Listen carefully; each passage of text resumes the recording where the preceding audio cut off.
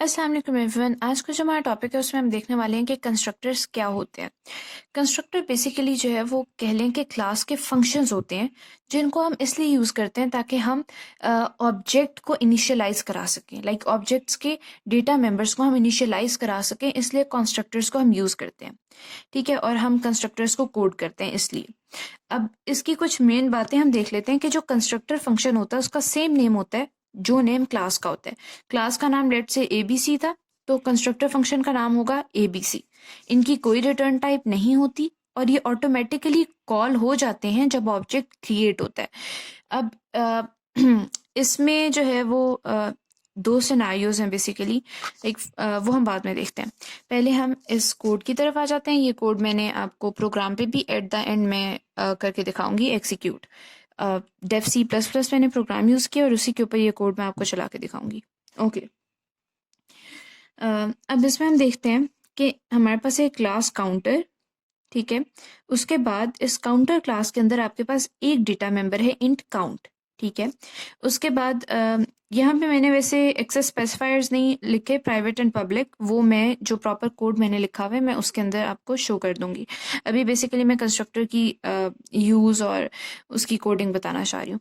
अब यहाँ पे आ जाता है हमारा कंस्ट्रक्टर। अब कंस्ट्रक्टर में सबसे नुमाया चीज़ जो है वो ये है, कंपाइलर को कैसे पता लगेगा कि एक फंक्शन जो है वो कंस्ट्रक्टर फंक्शन है, या जब ऑब्जेक्ट क्रिएट हुआ तो उसे कैसे पता लगेगा कि मैंने किस फंक्शन को कॉल करना है।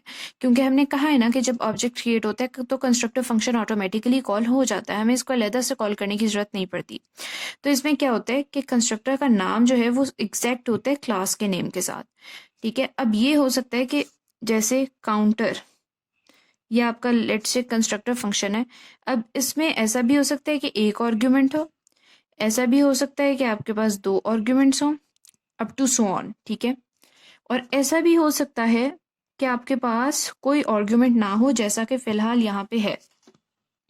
ओके, अब कंस्ट्रक्टर में कोई आर्ग्यूमेंट नहीं है और मैंने काउंट इज इक्वल्स टू 0 कर दिया। बेसिकली कंस्ट्रक्टर का मकसद ही इनिशियलाइज कराना होता है वैल्यू को।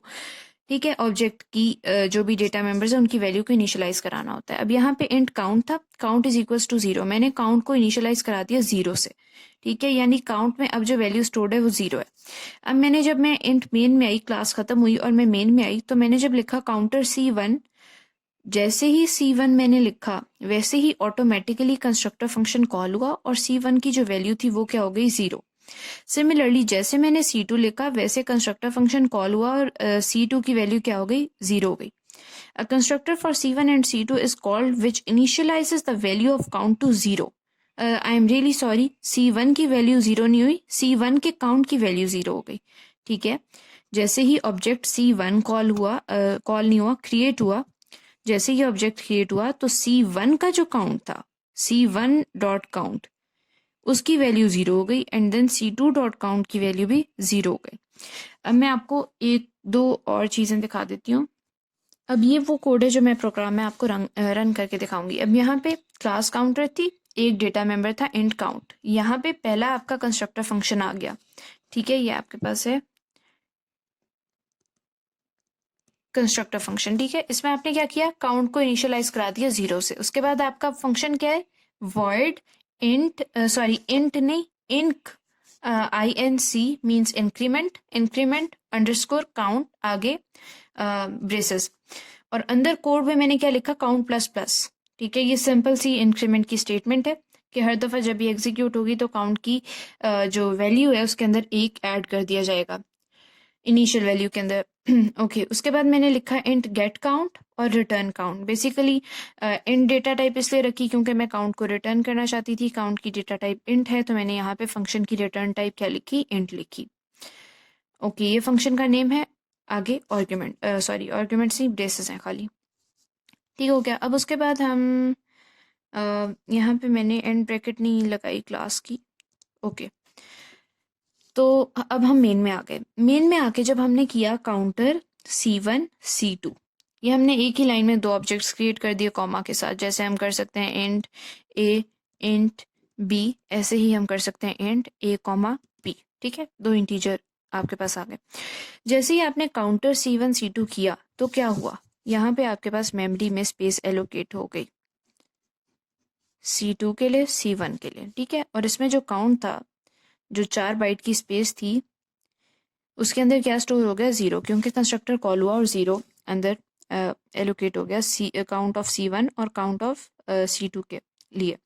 ओके, अब फिर आगे हमने क्या किया कोड में, cout C1 is equals to C1 dot get count. अब हमने क्या किया, जब ऑब्जेक्ट क्रिएट हुए तो क्या हुआ कि कंस्ट्रक्टर फंक्शन कॉल हुआ, काउंट की वैल्यू में 0 स्टोर हो गया, C1 के काउंट में भी और C2 के काउंट में भी।